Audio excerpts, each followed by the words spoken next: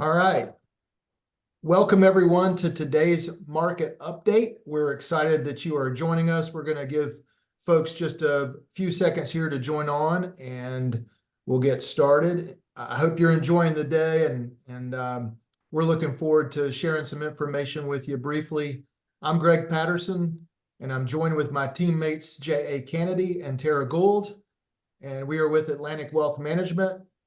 And this is our second webinar series this year. We did one back in January, and we're looking forward to sharing, as I said, just an economic update, some thoughts and some actions, and we hope it will be valuable for you. Each month we strive to bring these to you, and this year actually we've started increasing the time between them. Last year we did them monthly. This year we're trying something different in that way. If you do have feedback or you have questions or needed some more information, feel free to give us an email or a phone call. You're always welcome to do that, and we'll be glad to speak with you further. And with that, let's go ahead and get started. And J.A., what we'll discuss will be similar to past webinars. We always like to take a moment just to look at current market returns, and Tara has some important details to go over with you there. We're also going to take a look at latest economic data. J.A. is going to share the highlights of the economic data. We're going to speak a little bit about elections and the market. And then, because this has come up several times over the last few months, we're going to talk through scams and fraud prevention. We're going to let you guys know what's been taking place that we're seeing and just make you aware of some important information to protect yourself and your family. We're also going to talk through actionable steps you should be taking right here at the beginning of the year, or we're after tax season rather. So those things will be covered, and then we'll wrap up as we always do with some biblical wisdom and just thoughts for the day. So with that, let's go ahead and get started. Tara, you want to give us an update on where we are year to date? Yeah, absolutely. So what we're looking at first is S&P 500 index year-to-date returns. So just remembering what we talked about before, S&P 500 is considered one of the best gauges of the overall market. It represents 500 large companies. And what happened this year, we started off January, kicked off the index at slightly over 4,700.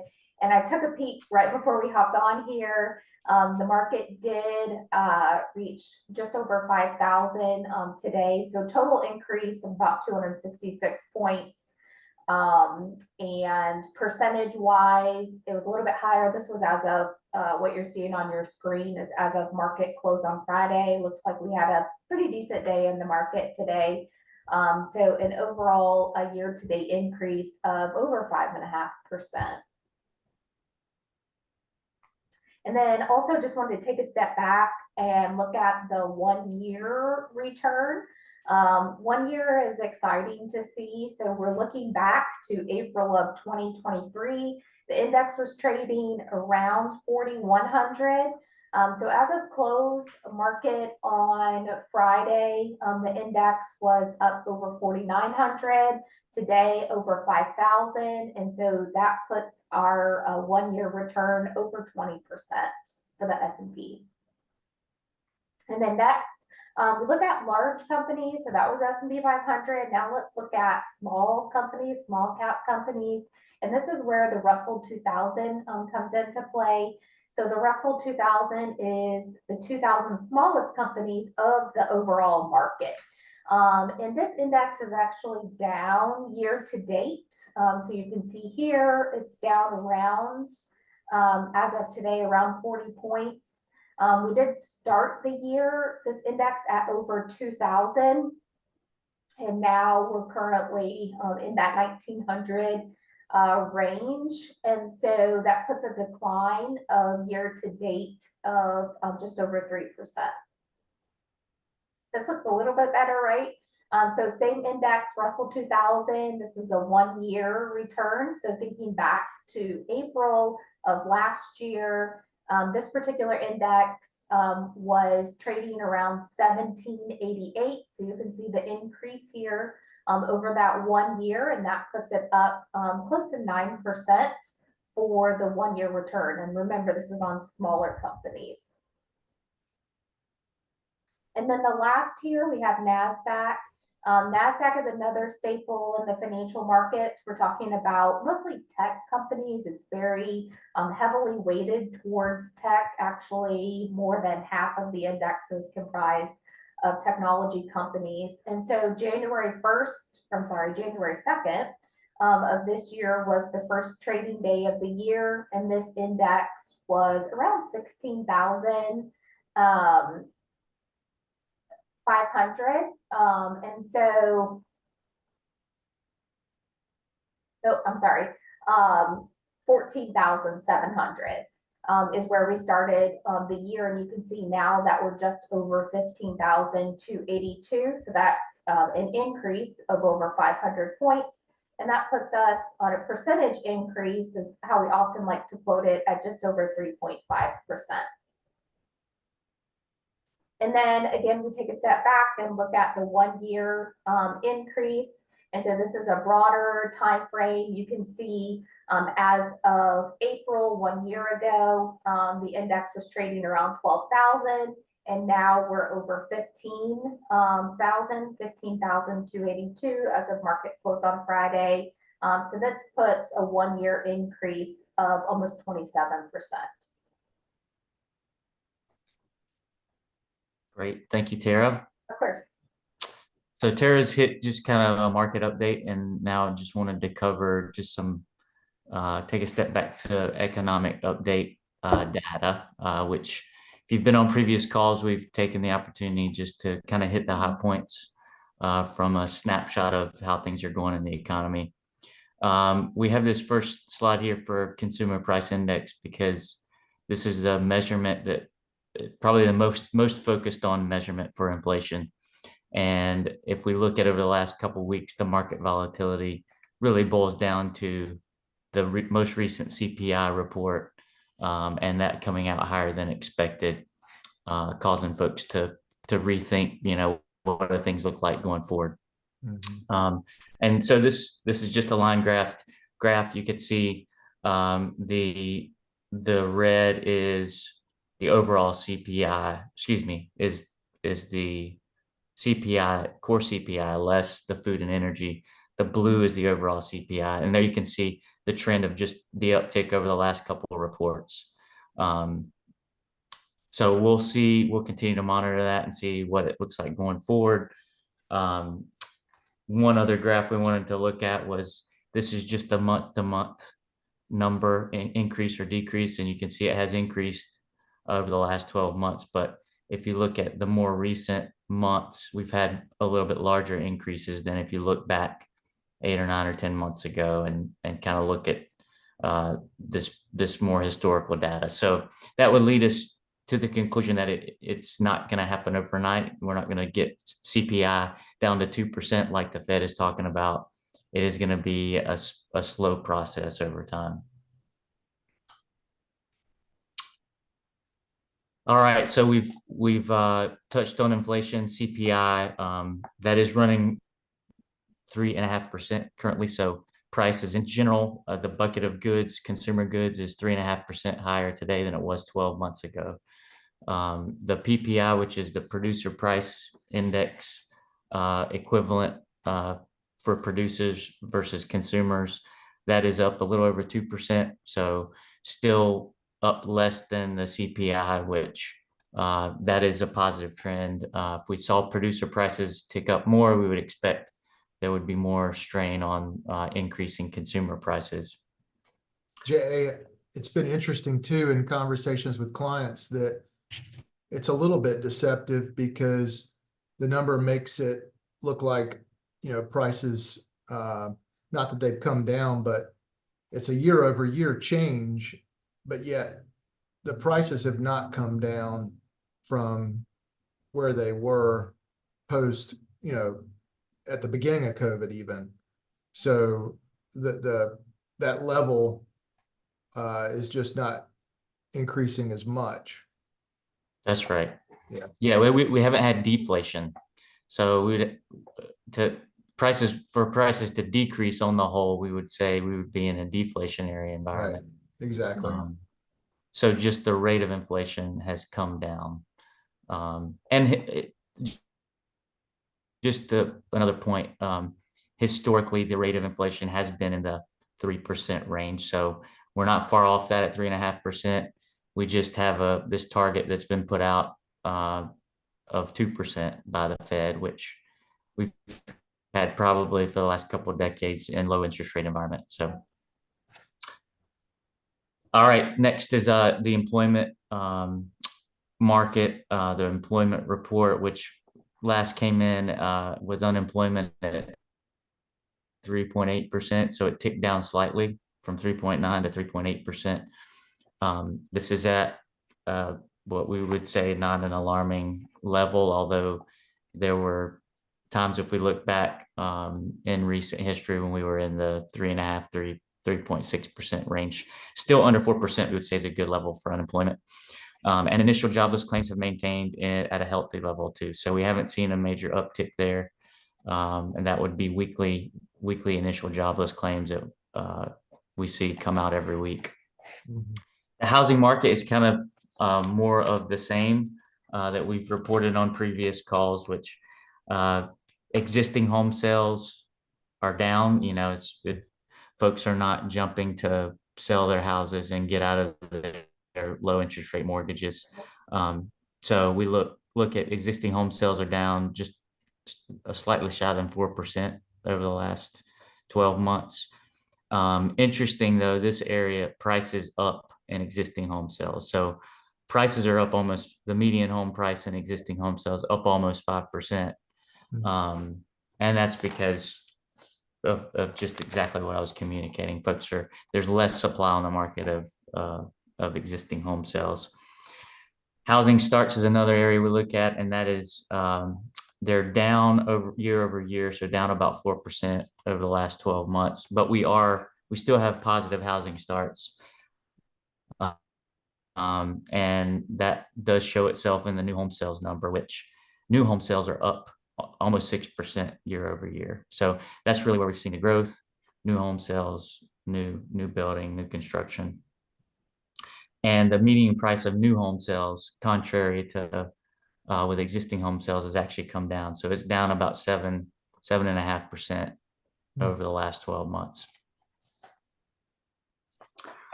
Retail sales. So the question here is, are consumers continuing to spend money? And the answer as of today is yes. The retail sales number over the last 12 months, we're up about 4%. And so as long as consumers are continuing to spend money and we see a growth in spending and specifically retail sales, that is a positive sign for the economy continuing to grow. With industrial production, the next bullet point there, the question is, are we producing? Are we making stuff? And we have seen positive numbers over the last couple months there, with an increasing number for the industrial production. It's been up and down if we look back over the last 12 months, but a positive trend over the last couple months. And then gross domestic product, which is just a measurement of overall output for the economy. We've talked about this before. We have not seen the first estimate of the first quarter GDP, which will come out later this week.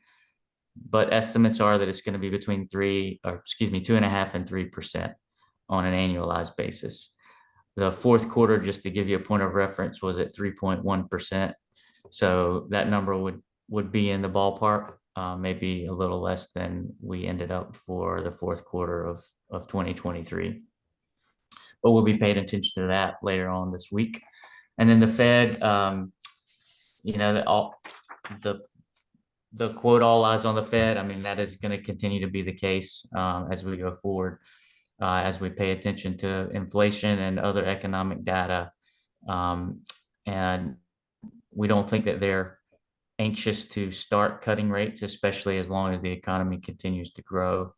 I think the question becomes when we start, when and if we start to see deterioration in some of this economic data, is the Fed, how quick are they at that point to start to decrease rates, and what is inflation at that point, and balance in between those two things, the economic data and the inflation numbers. So that's kind of the economic overview. We started the year with the Fed estimating 6 rate cuts. This is true, and that's been pulled way back to 3 or less. So the timing of that too would be, I think, has been pushed out further. Yeah. So, and along those same lines, I've snipped a lot of headlines, but really they can all be boiled down into this one, which is from one email from yesterday from the wealth advisor.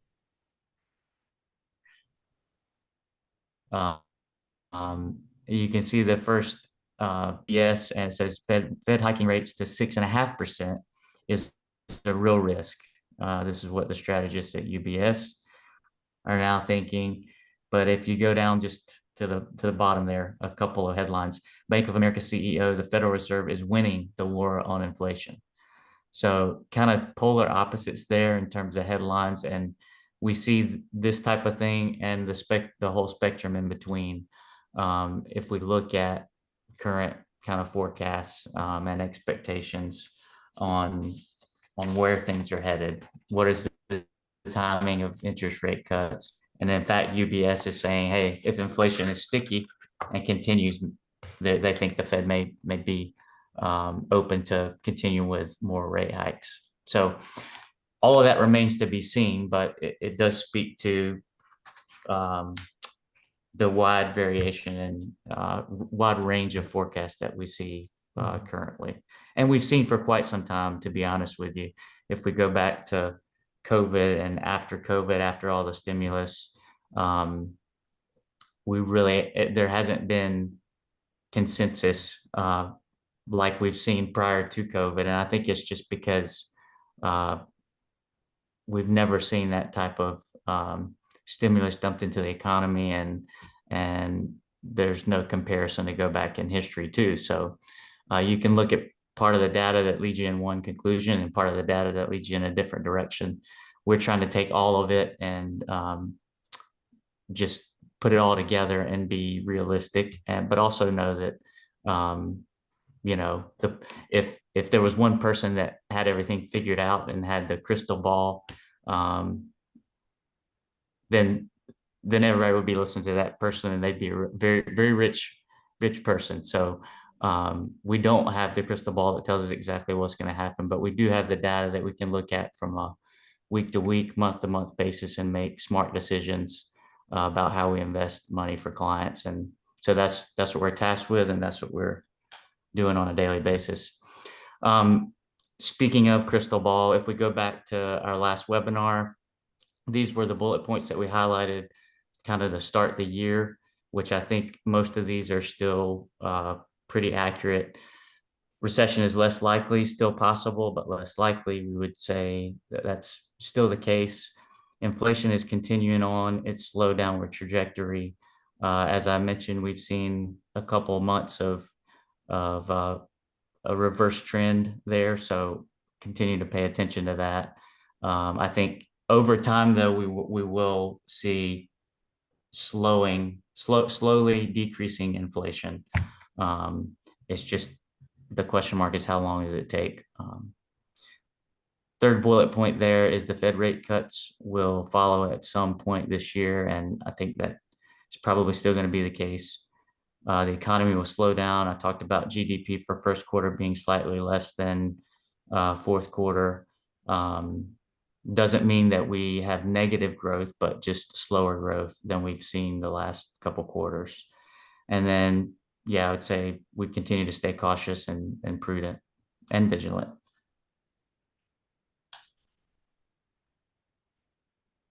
Switching gears just a little bit, we did talk about this year being a presidential election year in our January broadcast. And so as we continue to get closer to that, it comes up in our conversations and client meetings. And so we just like to look into the rearview mirror and share with you guys the historical facts around election years. And so there's been 8 decades, nearly 80 years of election results to look back to. And you can see this chart on your left-hand side starts at 1944 and goes to 2020 and shows the January to October return. So before the election, the middle column actually highlights the full election year. And then the right-hand column shows you the year after election. So in this case, this would be 2025 results. But we've got some clear data here that shows the full election year equities are positive. And so this is coming from E-Trade. What we're looking at is just US stock market results, not bond market, but just the equity markets. And so 10.7% is that average return. And not every year is positive. You can look backwards. The most recent one is 2008, where we did step into a recession there, the great financial crisis. And so those results defied the average, but generally speaking, the odds are in your favor if you own equities, that it would be positive. And of course, Jay just highlighted some of that economic data, which is where we would base our thoughts on this year. We still think equities will be positive for 2024. And so if we go to another slide on this, what we're looking at is taking a peek at the presidential election year. And this is just 23 election years going back to 1928 when Hoover was elected. 19 of the 23 years had positive performance, so over 80%. And when a Democrat was in office and a new Democrat was elected, that was a total return of an average 11%. When it switched and it became Republican, that was an average return of 12.9% total return. So I think the moral of the story is there's some musical chairs that are played between the different parties. And what we would say is in the year of the election, you do have an opportunity to have the probability on your side that you make money. Again, Yeah, not every year is positive. Go ahead, J.A. I was just gonna say one comment just from the previous slide there too is historically returns there's been more returns after an election than before it. If we look back here, at a 10.7% full election year average return, pre-election 5.6. That means the last couple of months of the year have been very, very strong on the average. So I think part of that is probably just the certainty that an election brings, that you know what you're dealing with. It takes some uncertainty out of the market. But it's worth noting and being aware of. And of course, we always share in your review meetings and when we talk with you in person that these results are past performance. It's not guarantees of what's going to happen, but it is historical in nature and at least gives us some guidance as to how things may turn out this year. This one is just looking at a longer term perspective in a chart that I think is representative of $1,000 invested over time.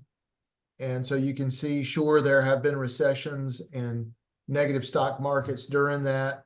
But again, it just makes sense to us to understand your goals, your time horizon, your objectives, your risk, what that capacity for risk is. And then we customize a plan for you that does involve, if you own equities, it does involve some down markets. But overall, the probability is in your favor that you will make money over time, politics aside. So again, I think if we stay focused on your goals and, we realize that we're building into your plan some downturn, that somewhat takes some of this, stress and pressure of what this year brings. So keep that in mind as you look ahead. Again, let us know if you do have questions or concerns about any of this, but we think this is a good historical and a framework for the year that we're in. All right, we're going to transition a little bit on topics to talk about scams and fraud. So scams versus fraud. Fraud is, of course, illegal activity, and we've definitely, I mean, over the past year, seen an uptick in the creativeness and also just the contact of clients who are getting reached from people who are trying to scam them or to commit fraud. And so we wanted to take a moment just to talk about it today, to talk about common things that we see, and then also some tips in order to protect yourself. And so FTC is a great resource. They have a consumer protection unit that if you ever get a chance to go to their website, ftc.gov, they have a lot of resources that you can read through. But wanted to highlight 4 signs that it's a scam. And I think we can all speak to this. Probably all of us have had some sort of interaction with someone over the phone or through an email that has tried to scam us out of our money. And so the first one here is scammers pretend to be from an organization you know.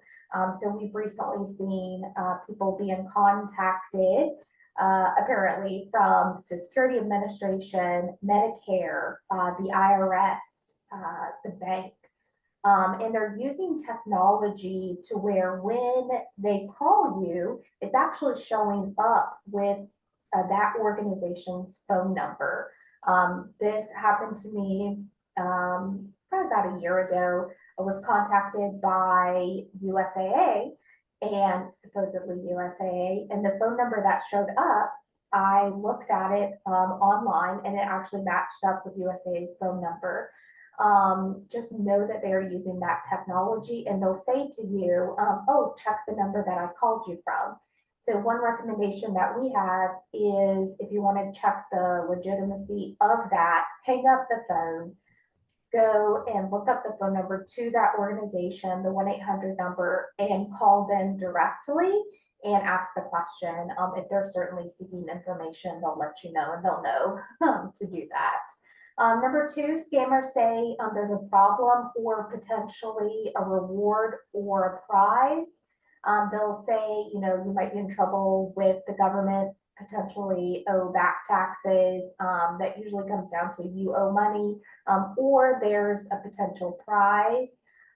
We've even seen with AI technology that they are utilizing family members' voices. So it sounds like the family member is calling you to maybe ask for money. And so they'll say maybe there's a problem with one of your accounts and you need to get that fixed, and they'll ask you to verify information. And normally one of the first things they'll ask you is, well, what's your Social Security number? Okay, well, you should already have that information. So again, hang up the phone and call that organization directly and go from there. Number 3, scammers pressure you to act immediately. So they don't want you to get off the phone. They want to make sure that you're going to take action as soon as possible before you realize what's going on, and also before you have the opportunity to talk with someone about this who maybe can raise the flag that says, hey, this just doesn't sound right. They also, Yeah. just gonna make one comment here. There may be some pulling on heartstrings here too, to make you Emotion, feel yeah. sorry for somebody, making it like they're gonna be in trouble if they don't get something taken care of. We have seen that happen, so be aware of that. Yeah, we talked about the play on fear and greed, and that goes back to number 2, the problem and the prize. Absolutely. Number 4 here, scammers will tell you to pay in a very specific way. So if they say you owe money, they'll ask you to maybe wire money through MoneyGram or Western Union, download this app, make a payment. Or we've also seen that they will suggest purchasing gift cards and sending money that way. Yeah, another thought too is that we've seen scammers, it goes back to number one where they show that they're from Amazon. Maybe you get an email and it says, there's issues with your account Your at Amazon, payment, you need to yeah. call them or click on this link. Mhm. Don't do that. Rather, like Tara said, call the company directly Right. and make sure that you're talking directly to the company. Absolutely. We've also seen more than once where folks have allowed scammers to get into their computer. Mm. And once if you've given somebody access to your computer, then things can get bad real quickly, right? Especially if you're talking about payments and you get logged into something like bank account or something like that. So never let somebody onto your computer. And most of these folks will not call you. They'll send you an email or a letter. So we found that the scams are now showing up as emails, but they're still calling. So just be discerning about that. Absolutely. So some tips to protect yourself. The first thing that we recommend is a credit freeze, and you'd want to do this through each of the 3 credit bureaus, Experian, TransUnion, and Equifax. In order to do that, you go directly to their site to apply for the credit freeze. And this just puts an extra layer of protection. So if someone were to obtain your information and try and apply for credit in your name, the credit freeze would stop that. Of course, check your credit reports at least on an annual basis. The website for that is annualcreditreport.com. That's the site that you want to go through. It is free for you to take a look at your 3 credit reports. It's not going to include a credit score. It's just going to include all of the information with regards to your credit reports.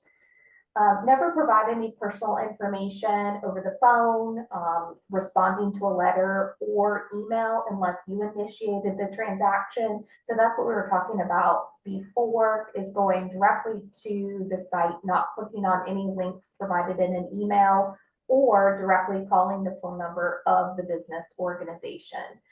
Resisting that urge to act immediately. So the scammer does play on that emotion to get you to want to react and take action as soon as possible. Kind of take a step back, calm down, try and think things through. Stop and talk to someone you know and you trust. So whether that's a family member, a friend, or maybe your trusted financial advisor, and just say, hey, I got this letter in the mail. I got this phone call. I want to talk it through with you. Does this sound correct? Does this sound legit? And usually someone who has not gone through the emotion of the phone call can recognize, yeah, that sounds like a scam. Just some tips on accessing websites. So for a secure website, it should you see it on the screen here, HTTPS, or you could potentially also see it looks like a little lock. You'll see that in the browser bar. And then last point here is password protection. So we were talking about before, how do you keep passwords? Do you just kind of keep them written down somewhere? Do you keep it in your wallet, in your purse? On a sticky on your On a monitor? sticky, yeah. So anyone can come in and be able to access all your personal information. We want to make sure to protect that. So if you do keep it on paper, it's best written down. Could you potentially put it in a safe or a drawer with a lock? And we just want to make sure that those, especially sensitive passwords, are protected. Tara, we do get questions from clients about identity theft protection services like LifeLock and others. You want to talk a minute about that? Yeah, I would just say I do not recommend identity protection services. Following the things that we went through before, making sure that you're keeping your information private, regularly checking your credit report, keeping a monitor on your bank accounts. So sometimes what I've seen is people won't find out until, a long time later, that they've had maybe a transaction that they didn't authorize. And so I think it's important to monitor your bank, your credit card statements. But allowing another third party access to your information and paying for it through some sort of protection, I don't recommend that. Yeah. Credit freeze is the best way to go about Correct. stopping the bad guys from stealing your credit or your identity and opening new credit. And I think a lot of our clients are using their credit cards to pay Sure. for their lifestyle, purchases during the month. Yeah. And, that tends to come with fraud protection as part of the credit card. Yeah, it is recommended, especially if you're buying anything online, to use your credit card, because the maximum liability with using a credit card is a lot less than the liability if you were using your debit card. And the other thing is, your debit card is tied directly to all of your money, right, in your checking account. And so if someone can get access to that, they have access to whatever funds are available in that checking account. So I do recommend that as well, using a credit card, especially with making online purchases. And remember, folks, if you didn't buy the lottery tickets and somebody calls you on a big Right. payout, Yeah. you didn't win. They're scammers. So, and most likely, if you did win, you're probably going to get some form of verification from the person that's calling you. Absolutely. So And just I use would say, discernment. yeah, I would say that it's use discernment. Take your time and think about it, but they're really good at what they do. And so just, being cautious and being aware. Absolutely. Next, we have some requests for you. And so these are action steps that are going to help us when we look at financial planning, financial advice. We have a holistic approach. And so that means taking a look at all aspects of your financial life and incorporating those into your comprehensive plan. So the first request we have is tax season. Tax season, for at least initially, has come to a close. So if you've had your tax returns completed, we do ask that you send those in. We can actually send you a secure email that you can respond to in order to upload your tax return. The other option is to just stop by the office. We'd like to review those for planning for the remainder of the year, and then also in the coming future. Next is cash flow planning. So as JA had mentioned before, with uncertainty in the economy, we just ask you to take a look at your cash position. And so if there are certain projects that are coming up this year, or you have a specific need for cash, communicating that with us, and let's just talk about how much available cash you have. That also works on the flip side too, of rates are still pretty good for cash right now, but especially in savings accounts and things like that, those are not fixed rates. So let's have a conversation with regards to your cash position. And then lastly here, we've made some portfolio updates. You probably received that communication at the beginning of April. And so one of the things we'd like to do, if you have an employer plan, so something like a 401k, 403b, 457, let's send in a copy of a most recent statement, and then also your investment options, so we can take a look and then also recommend any changes with regards to allocation updates. That's good, Tara. Thank you. Of course. All right. We always like to wrap up these webinars with some biblical wisdom and truth. And so just a couple of verses from Galatians where Paul he's talking about, first, before these verses, he's talking about works of the flesh, and then he brings in works of the Spirit and fruits of the Spirit. And so this is Galatians 5:22-23. But the fruit of the Spirit is love, joy, peace, patience, kindness, goodness, faithfulness, gentleness, self-control. Against such things there is no law. And I'm sure we can all agree that we would like to see more of these things today. All of these things: love, joy, peace, patience, kindness, goodness, faithfulness, gentleness, self-control. And really the true source of these fruits is the Spirit of God. And that is what we are striving after and depending on to lead and guide us here. And we pray the same for you as well. So just wanted to share that with you guys today. And then just in wrapping up, we do appreciate your attendance for our webinar, and we are here to serve folks and to be a resource. So if you have questions about anything we've talked about, or if you have friends, family, neighbors, loved ones who might benefit from a conversation with us, then please let us know. We do enjoy helping folks, and we welcome the opportunity to help more folks. So keep that in mind. And again, thank you for your time today. We hope everybody's having a great spring. I hope you have a great rest of your day and a great week. God bless. See ya. Bye.